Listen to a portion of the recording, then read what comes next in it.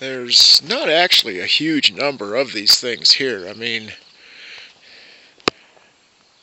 they're several hundred possibly, but it's not like they exist in the thousands. There's the big one there. Actually, that's what you're looking at there is two different trees.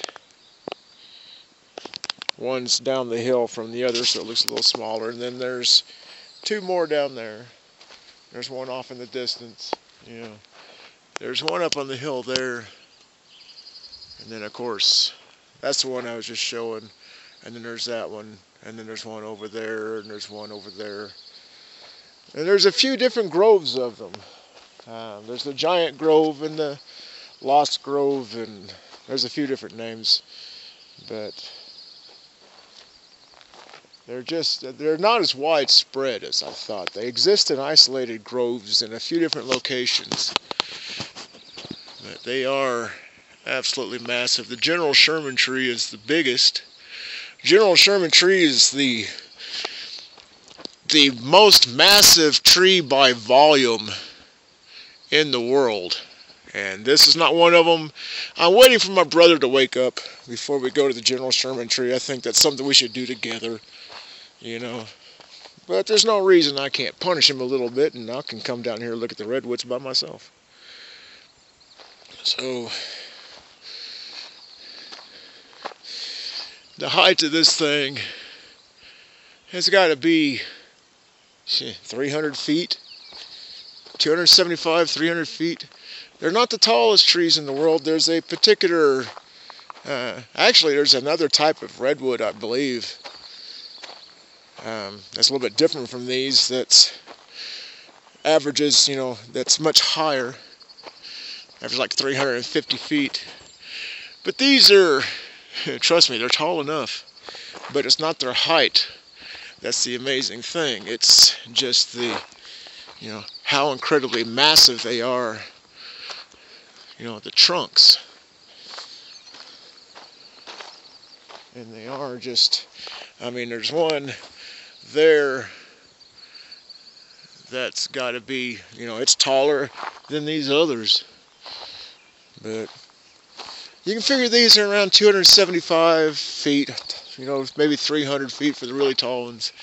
This one here at the base is about, it's not actually quite as big as this one. That one's probably 12 feet wide.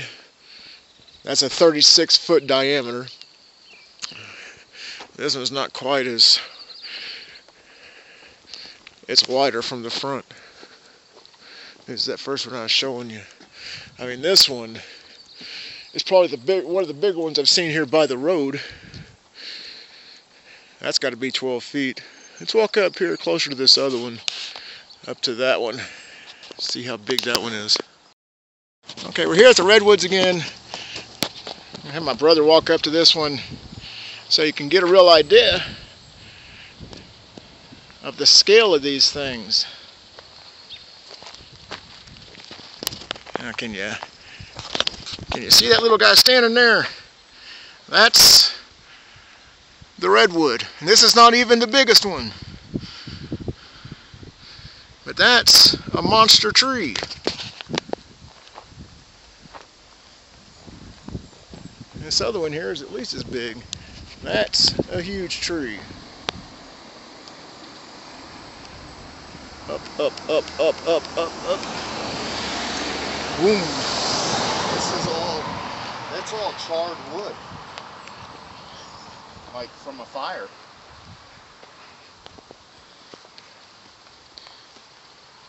My guess, I had a guess. Here, let's turn this off for a moment. Okay, I'm gonna have my brother walk up to this one too, because this one is better lit.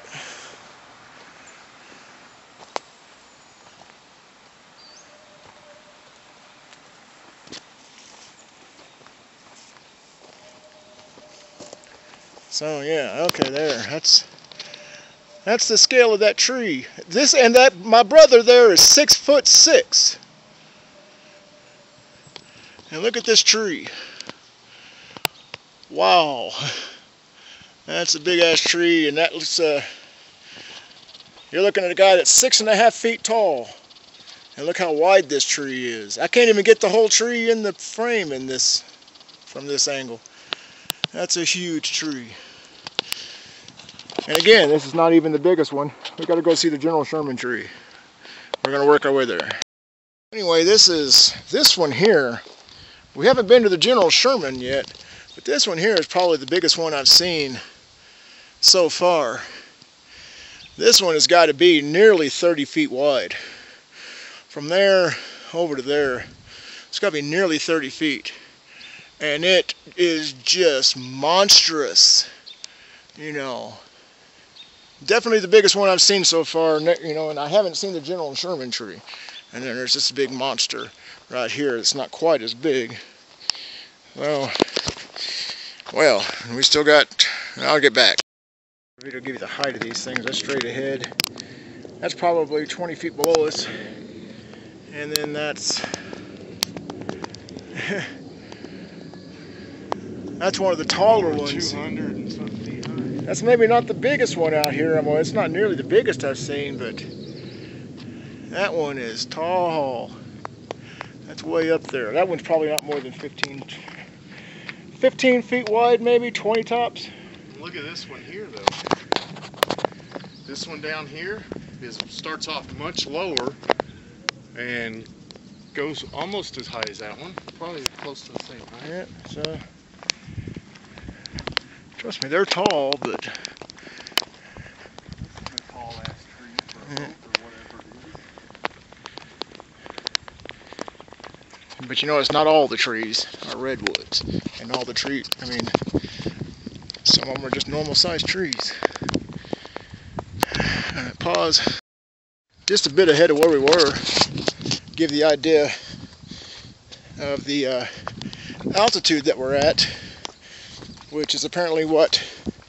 6,000 feet. Yeah, 6,000 feet, but that's apparently what enables the redwoods to get so large, is that when this area, you know, when most of North America was glaciated, at least I always heard, was this part escaped the glaciers, and the trees, you know, they all used to be that big, and now most of them are still stunted from, you know, the glaciers.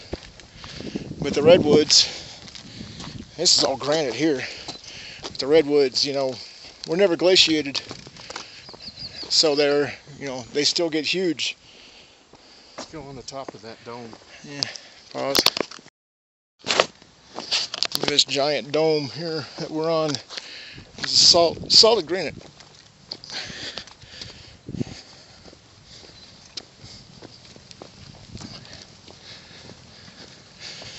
That other battery in my pocket. I don't know why I didn't. And look at this view. We are pretty high. Well, we've been much higher. How high were we when we went to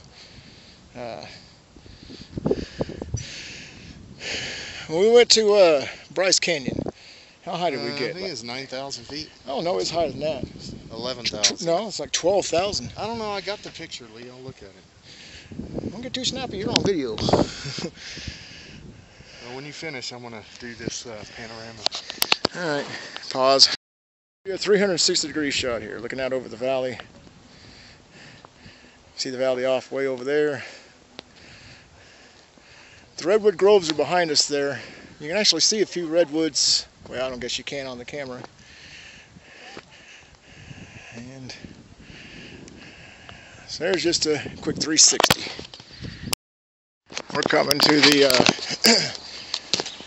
the giant Redwood Grove Museum here. And here's several of them in a group.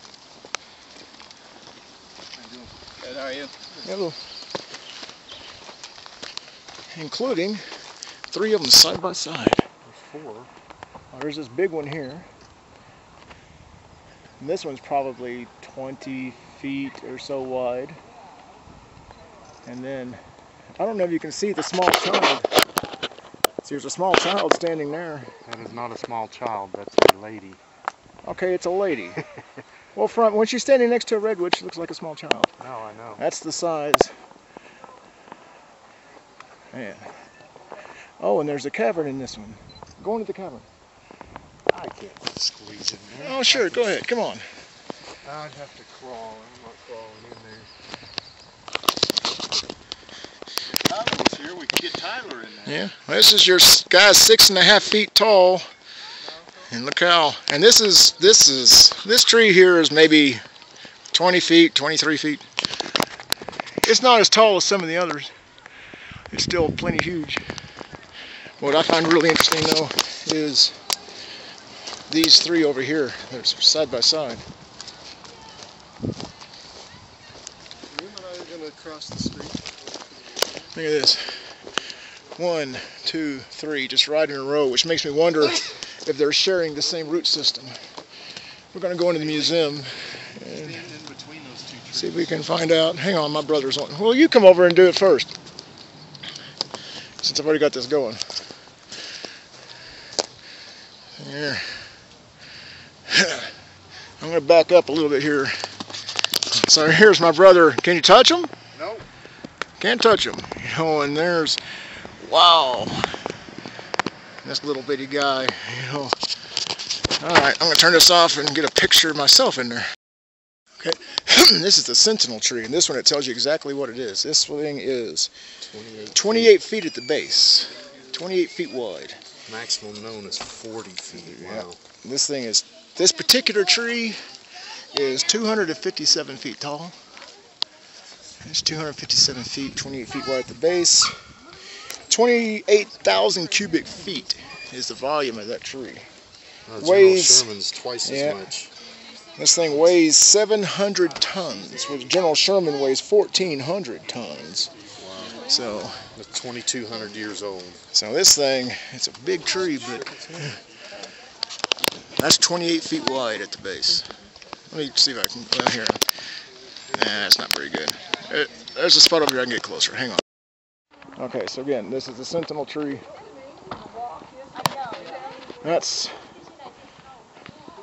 This is 28 feet wide. The General Sherman tree is over 30. So I mean, look at the size of this thing. That's 28 feet. Wow. The General Sherman tree is wider and twice as heavy. Man, that is a huge tree. But they don't let you approach this one for some reason. Alright, stop. We got a thing here, sentinel tree. The one I was showing you in that last video. This represents the top of the tree. Follow that white line all the way down to the other end of the parking lot. That would be how tall the thing is, the exact height of it. You can even see that. That's way down there. And that sentinel tree right there. And there's another big one there.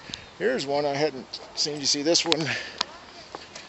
It's one of the few I've seen that actually split. It's one tree at the base, and then it split, and now that's two trunks going up. So we're at the museum. We're going to do the Big Trees Trail. Like that big tree. It's too long for me to just do a continuous video. It'd be kind of cool to do a continuous video with this, but it's just too long. What I did find out, I was showing you those three trees just side by side. I was wondering if they shared a common root system. She says that, the lady at the museum says that they do not. The roots are intertwined, but they don't join. So even though they grow side by side, like these two, well, I don't know about this. I mean, is this, look at this. Is this, trees that are just... But is that two trees? Or is that, I'm not, that's kind of a, I'm not sure about that one. That's hardly got any separation. But, and then that's way up. And here's one that is just, there's another one. It's a single tree at the base, but then it splits, which is kind of hard to see from this point of view. There's that one I was just showing. You can see one. That's a really big one, about 15, 20 feet. Well, it's probably about 15 feet. And it's just two trees. And that's another one of the really tall ones. That's looking nearly straight up. Oh my. There. Yeah, these have burned. Well, I'm in shadow, and yeah, these have burned. But the lady says that they recover very well, and that the park is actually fire resistant. Although I would say that these two probably were subjected to higher temperatures than some of these others we've seen, or it's more recent. I know in this video you can't see these very well, because on my screen, that's a little bit better. See, this is badly burned here, and this one over here is badly burned. You can see this one better. But apparently they survive and they heal. She says that they are subjected to hundreds of fires and still survive. So,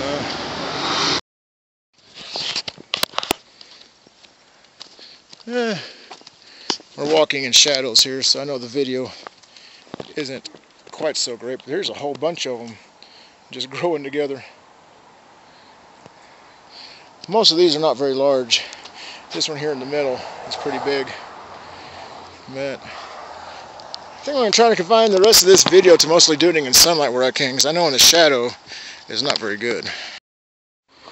And I think you're starting to get the idea, you know, boom, big, huge. Although this one's not nearly as big as some I've seen. Trust me, in Oklahoma that'd be a giant. There's some big ones.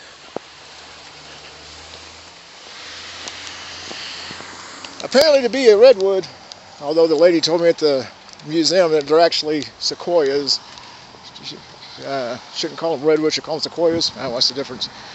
But she says that, or there's that display that explained that these will only grow in certain conditions of temperature and moisture. Too high, it's too cold. Too low, it's too moist. So they only grow at certain altitudes. That's why they're... Too low was too dry. Oh, too low I thought was too moist because it's boggy. No, too low is too dry. Then it gets a lot less rain. Okay, well, the point is they only grow in very certain selected areas because they're picky about their conditions that they will grow in. There's quite a few of them in here. These are actually fairly small. These are only like 6 or 8 feet. Here's a big one coming up, but I'm going to get closer to it. Here's another monster. Another one of the really huge ones. That's probably upwards of 20 feet wide. This is one of the few I've seen that actually has a branch growing out in the middle. I don't know if you can see that, it's kind of in shadow. But that's another one of the really big ones. That's got to be, that's at least close to 20 feet. There's a big one, not quite as big. Oh wow, look at this one over here. That's the one she was talking about.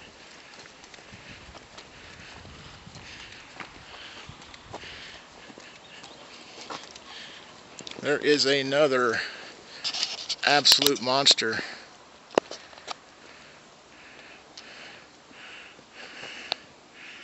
Wow, that is another just freaking huge tree. Big one over there, big one back in there. Take the zoom off of this. So that's just another monster tree.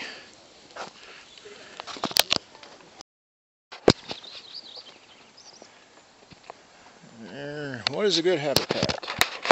What sequoias need to live long enough to grow this big, this 23-foot wide tree. That's 23 feet wide. And its enormous neighbors give us our first clues. Yada, yada, yada. Need specific conditions. Moist soil, open sunny forest, a climate that is not too cold, or bare or ashy. They also need a lot of luck. So this one here, this is another monster, 23 feet wide. Go just step in front of that one just briefly. You know, again, just scale. So there's the guy, 6.5 feet tall. in front of this tree that's 23 feet tall, and just whoo. And here's this other one, which is even bigger, you know. So we're walking on this trail that's around this meadow. The meadow is too wet, so no trees grow there. They've got to have, you know, drier than that. So here's your another big monster, at least 20 feet wide, and just huge. But over here, no trees will grow because it's too wet. So huge, huge, boom, boom.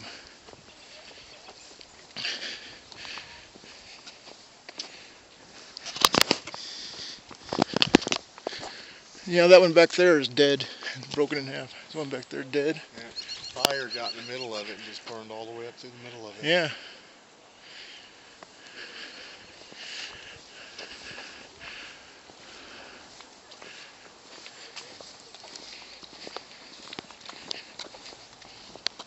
Now this is a nice pretty meadow here, but nothing grows in the meadow.